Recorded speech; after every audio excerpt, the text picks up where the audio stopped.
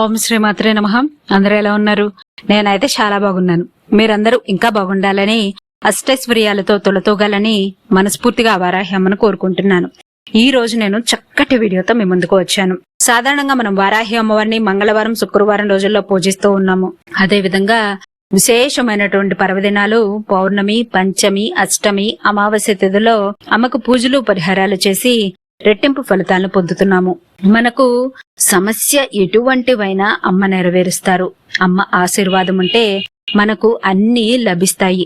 అమ్మ మీద నమ్మకంతో చేస్తే చాలు. చాలా మంది కామెంట్స్ ఏం చేస్తున్నారంటే, అక్క మేము ఎన్ని పూజలు చేసినా సమస్యలు తీరటం లేదు, మా బాధలు ఎక్కువైపోతున్నాయి, మేము అప్పుల ఊబిలో కూరుకుని పోతున్నాము, నిస్సహాయ స్థితిలో ఉంటున్నాము, ఏ పని చేసినా కలిసి రావటం లేదు, అపజయాలే ఎప్పుడూ మాకు వస్తున్నాయి, మేము లక్ష్యంపై శ్రద్ధ చూపలేకపోతున్నాము, మా లక్ష్యాలను సాధించలేకపోతున్నాము, భార్యాభర్తల మధ్య గొడవలు తరచుగా జరుగుతున్నాయి, మా ఇంట్లో మానసిక ప్రశాంతత లేదు, మేము ఎప్పుడూ చీటికి మాటికి గొడవ పడుతూనే ఉన్నాము, మా ఇంటికి రావాలంటేనే భయమేస్తుందక్క, మా ఇంట్లో మా అమ్మగారు మా వైఫ్ ఎప్పుడు నిరంతరం గొడవ పడుతూనే ఉంటారు, ఇంటికి రాబుద్ది కావటం లేదా అక్క అని ఇలా కొంతమంది బాధపడుతూ ఉంటారు. మా భార్య భర్తల మధ్య థర్డ్ పర్సన్ వచ్చారక్క, నా భర్త నా మీద ప్రేమ చూపించటం లేదు, పిల్లల్ని కూడా దగ్గరకు రానివ్వటం లేదని ఇంకో సిస్టర్ మెసేజ్ చేశారు. ఇలా ఒక సమస్య తీరింది అనేలోపు ఇంకొక సమస్య వస్తూనే ఉంటుంది. పిల్లలు సరిగ్గా చెప్పిన మాట వినటం లేదని, ఆర్థికంగా చితికిపోయామని, మన లైఫ్ లో మనకు చెప్పుకోలేని బాధలతో సతమతమైపోతూ ఉంటాము.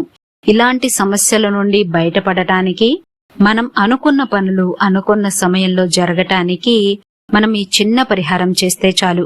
దేవి భాగవతంలో చండీ సప్తశతిలో చెప్పబడినటువంటి వారాహీదేవి ధ్యాన శ్లోకం.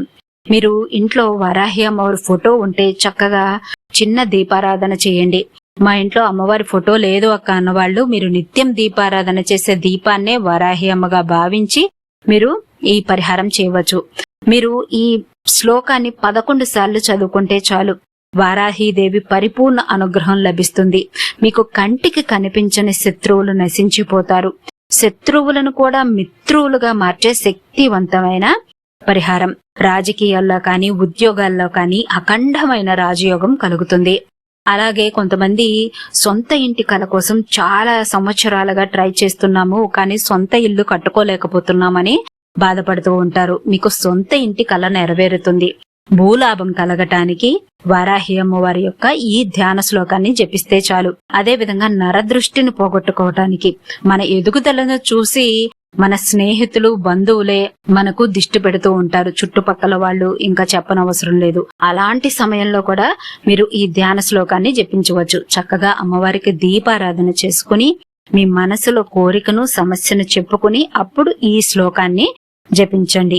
గృహిత్యోగ్ర మహాచక్రే దంష్ట్రోద్ధృత వసుందరే వరాహ రూపిణి శివే నారాయణి నమోస్తుతే.